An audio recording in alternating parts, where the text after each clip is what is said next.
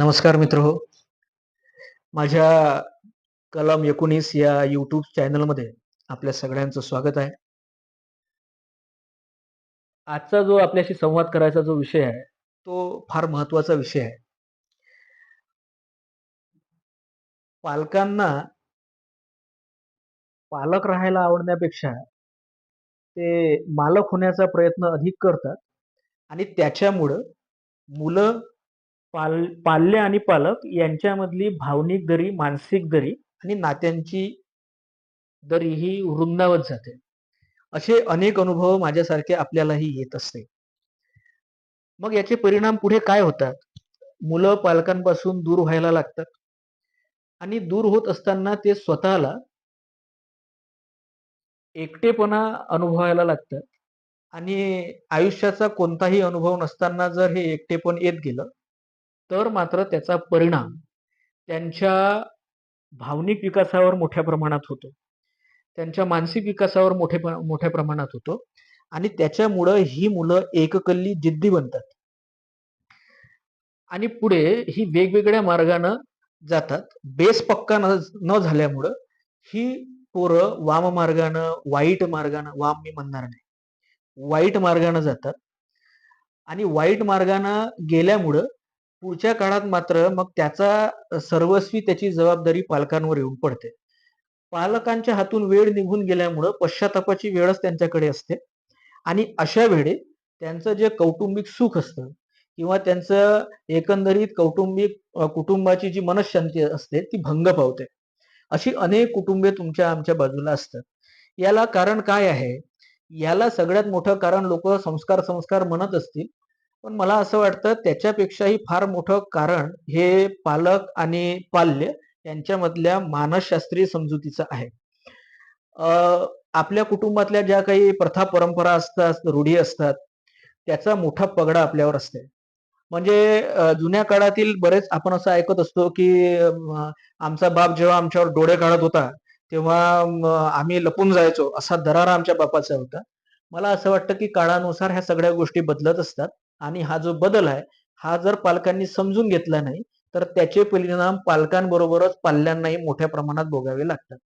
काल जरी तुमचा बाप तुमच्यावर डोळे काढत असला, तरी आज जमाना डोळे काढण्याचा नाही आहे. तर डोळ्यांसमोर मुलांना बसवून त्यांच्या समस्या जाणून घेण्याचा हा काळ आहे. एवढं व्यावहारिक शहाणपण आपल्यामध्ये पालकांमध्ये असणं गरजेचं आहे. अ, पाल्य जो आहे, तो आपला पाल्य आहे. तो आपला काही नोकर नाही. त्याच्यामुळं सगळ्यात महत्त्वाची गरज काय आहे, तर त्याला स्वातंत्र्य आपण दिलं पाहिजे. हे स्वातंत्र्य कशाचं? तर त्याला त्याचं शिक्षणाचं स्वातंत्र्य दिलं पाहिजे. त्याला त्याचं अभ्यासाचं स्वातंत्र्य दिलं पाहिजे. फार काही गोष्टीमध्ये आपण मार्गदर्शकाची भूमिका बजावू शकतो. परंतु तुम्ही जर सक्तीच्या भूमिकेमध्ये आलात, तर तुमचं पाननान व्हायला काही वेळ लागत नाही. काळ बदलला, काळाची पावले बदलली, की पालकांना आपल्या भूमिका बदलाव्याच लागतील. ज्या भूमिका मुलांबद्दल त्याच भूमिका मुलींबद्दल असल्या पाहिजे. बऱ्याचदा आपल्या ज्या पारंपरिक चौकटी असतात, मग जात, धर्म, पंथ कोणताही असू द्या, बऱ्याच लोकांना असं वाटतं, की मुलीची पावलं चुकीची पडू नये, असं ज्या पालकांना वाटत असेल, त्यांनी सगळ्यात पहिली काळजी काय घेतली पाहिजे, तर त्यांनी आपल्या मुलीशी संवाद ठेवला पाहिजे. मुलींना दबावात ठेवण्यापेक्षा त्यांना विश्वासात ठेवणे, हेच पालकाची सगळ्यात मोठी जबाबदारी आहे. ही तारेवरची कसरत आहे. मुलांच्याही बाबतीत तेच, मुलींच्याही बाबतीत तेच. पाल्यांचं मानसशास्त्र आपल्या पालकांना माहिती असलं पाहिजे. त्याच्यासाठी तुम्ही पुस्तकच वाचली पाहिजे हे गरजेचं नाही. पण विश्वासाचं नातं, मैत्रीचं नातं निर्माण करता आलं पाहिजे. पालक आणि पाल्यामध्ये जोपर्यंत मैत्रीचं नातं निर्माण होत नाही, तोपर्यंत ही दरी बुजवली जात नाही. ज्या पालकांमध्ये आणि पाल्यांमध्ये मैत्रीचं नातं असतं, त्या पालकांच्या घरामध्ये कधीही मानसिक दरी, भावनिक दरी पाल्य आणि पालकांमध्ये येत नाही. हे लक्षात घेतलं पाहिजे. दुसरी गोष्ट आपल्या प्रथा परंपरांमधील, आपल्या कौटुंबिक प्रथा परंपरांमधील जे काही चुकीचं असेल, जे चुकीचं वाटत असेल काळाला अनुसरून, ते टाकून देण्याचा मोठेपणा पालक जोपर्यंत स्वीकारणार नाही, तोपर्यंत पाल्य त्यांचा विकसित होऊ शकत नाही. कारण तो बापाला पाहून मोठा होत असतो, आईला पाहून मोठा होत असतो. बाप जसजसा बोलत असेल, वडील जसजसे वागत असतील, त्यांच्या क्रियाकलाप याचं अनुसरण मुलं करत असतात. ही पहिली जबाबदारी पालकांची आहे. त्याच्यामुळं पोरगं वाया गेलं म्हणून पोराला बोलण्यापेक्षा बाप काय करत होता हे विचारलं पाहिजे. आई काय करत होती हेही विचारलं पाहिजे. घरचं वातावरण मोकळेपणाचं असलं पाहिजे. ते दराऱ्याचं नसावं.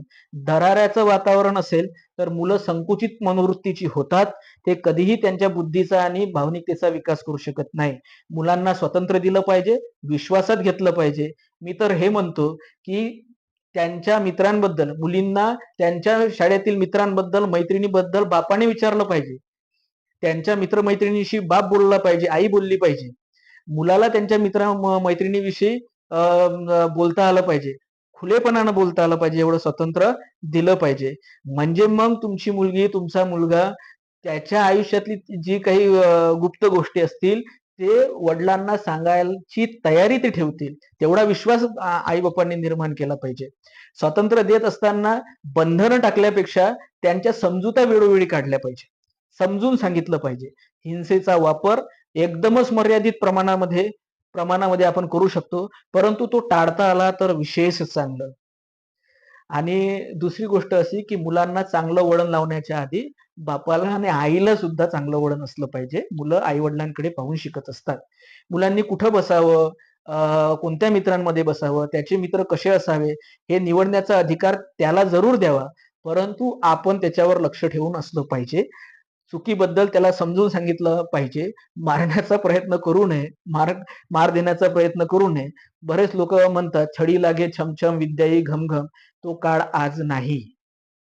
मुलांना विश्वासात घेऊन शिक्षकांनीही तेच करावं. विश्वासात घेऊन शिकवलं, की मुलं जीव ओवाळतात शिक्षकांवर. पाहिलं आपण.